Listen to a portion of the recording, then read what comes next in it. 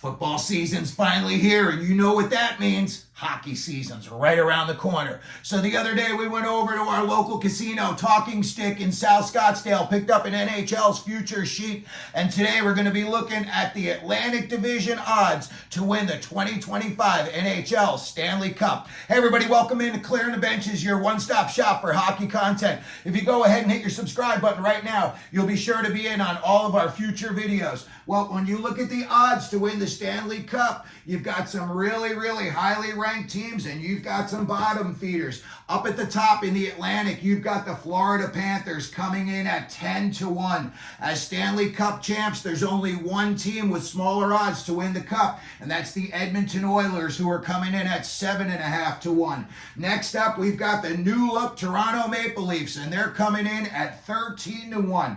I think with Matthews as the captain, Berube as the coach, I think, a change of the way things look up there is really going to pay off for the Maple Leafs. And I personally am anticipating that they're going to make a deep playoff run. The Boston Bruins coming in next at 17-1.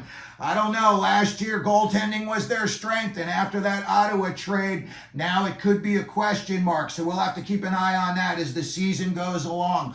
Tampa Bay Lightning coming in at 20-1. Personally, I think this is their last chance at a deep run. They brought Ryan McDonough back in from Nashville, so, maybe they're trying to get the band back together. Unfortunately for them, Stamkos went over to Nashville. So again, this is going to be a team that I think is kind of a long shot, but again, you never know. They've got Vasilevsky and they've got John Cooper behind the bench. So 20-1, you throw $10 down, you could hit it big at the end of the season.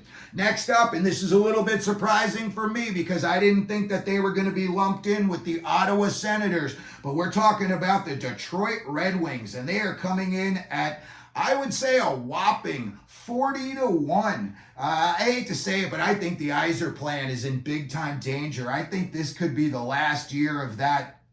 I think it's been about 5 or 6 years now, and to be lumped in with Ottawa, who is just, the NHL's just crap show last year, I'm just very surprised. But it also tells me that the odds makers, places in Vegas, they don't really believe in the Red Wings.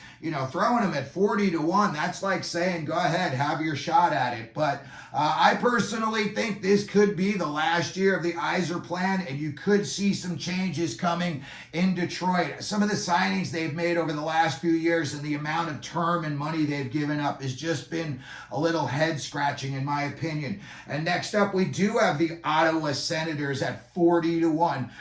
Could this be the year they finally take a step forward? Maybe this is the year they pass Detroit in the standings. Who knows? That's going to be another very interesting situation. They improve their goaltending. They're getting a full year of Shane Pinto.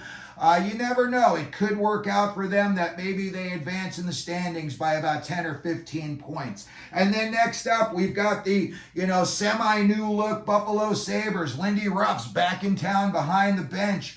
I don't think they're going to make the playoffs this year. Maybe they're playing a little bit of meaningful games in, middle, end of March. But I would think maybe they're going to start sniffing the playoffs around 2026. So it's still a ways off, and they're coming in at 50-1. And then finally at the bottom, we've got the Montreal Canadiens, and they're coming in at 125-1. With the recent acquisition of Patrick Laine, I know that he's got to get his head figured out, and until he proves on the ice that he's the player he once was, people are always going to doubt him. But when you look at it on paper and you see Laine, Slavkovsky, Caulfield, Suzuki, they're going to be bringing up Reinbacher pretty soon as well. I say that team in a few years, maybe 3 years, could be playing some meaningful games and possibly be even in playoff contention. So that's going to do it for today's videos. We just wanted to take a look at the NHL Atlantic Division 2025 Stanley Cup odds.